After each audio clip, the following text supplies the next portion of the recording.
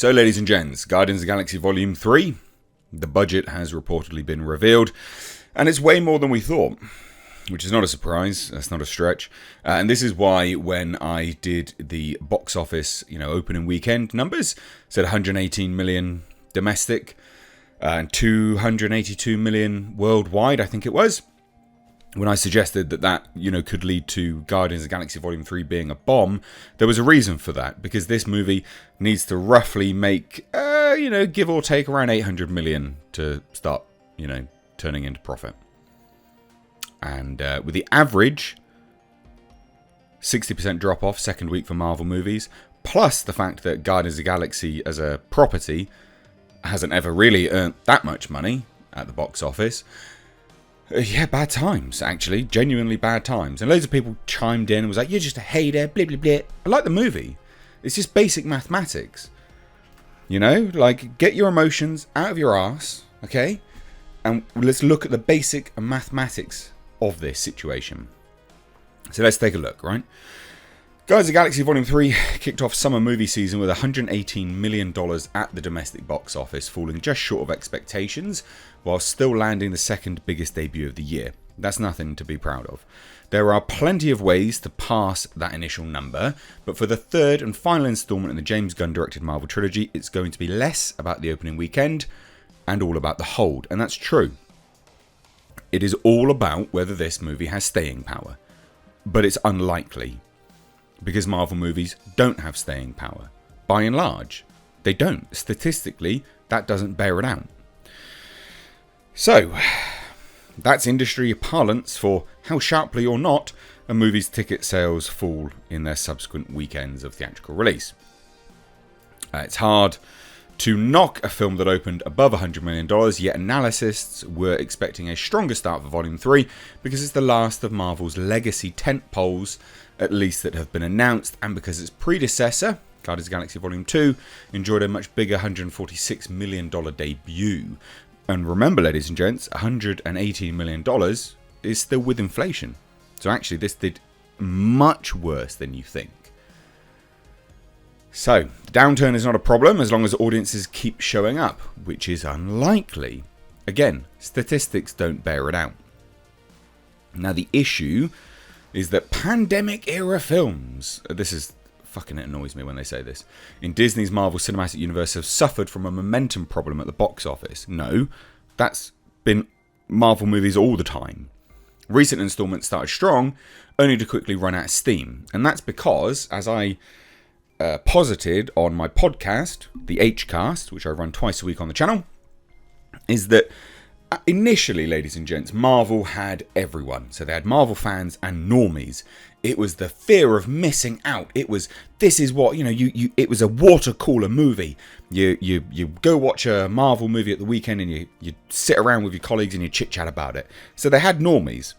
They had the normies. So they opened to large numbers initially, and then they lost the normies because normies are very quick to tune out.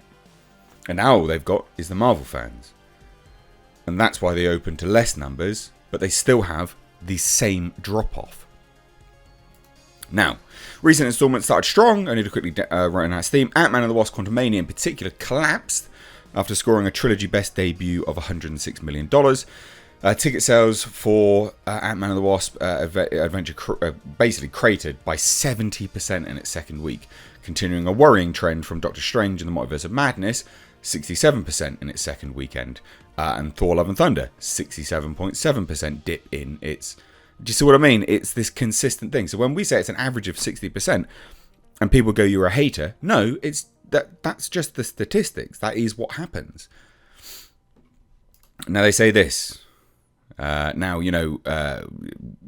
would be alarming for the Guardians to suffer the same fate because it would reinforce the narrative that the MCU is struggling to maintain its status as an A-list franchise. It is no longer an A-list franchise. It just isn't. It's not.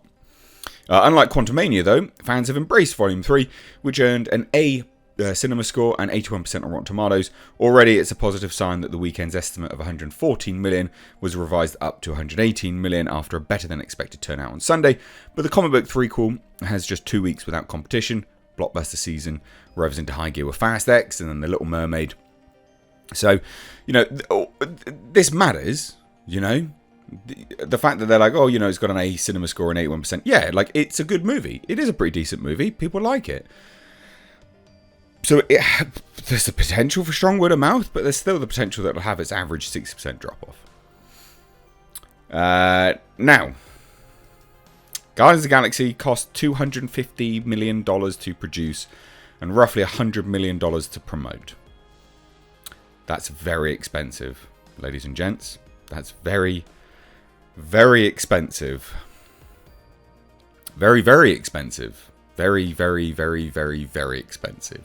$350 million. $350 million, ladies and gents. So, $282 million at the box office, which loads of people will point to and go, oh, it's almost broken even. No, it hasn't.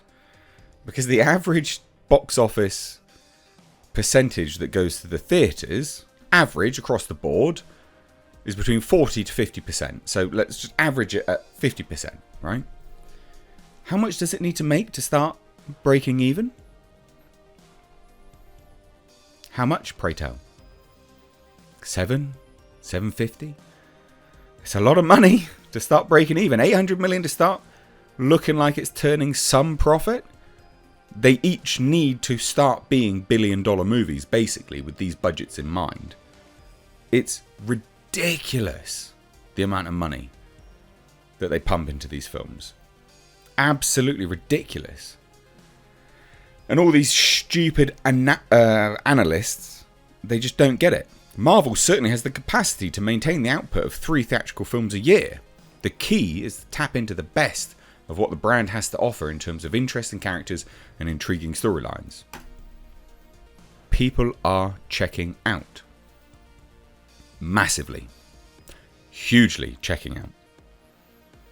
They only had one decent film numbers-wise, which was Doctor Strange in the Multiverse of Madness, which was just shy of $1 billion. Thor Love and Thunder, $760 million. That would be disastrous if Guardians of the Galaxy hit that number. Ant-Man 3 was awful. 500 million. 500 million. Now, if Guardians of the Galaxy hits 500 million, well, how much has it lost? At the very least, $250 million. It's not good. It's really not good. In fact, it's terrible for Marvel. Absolutely terrible. So when we start talking about these numbers, and I'm like, yeah, look, it doesn't look particularly great for Marvel at this point in time.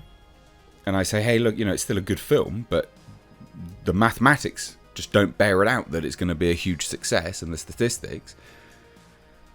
It's not that I'm a hater, it's just that these are just numbers. Numbers don't care what you think. They're just numbers and statistics.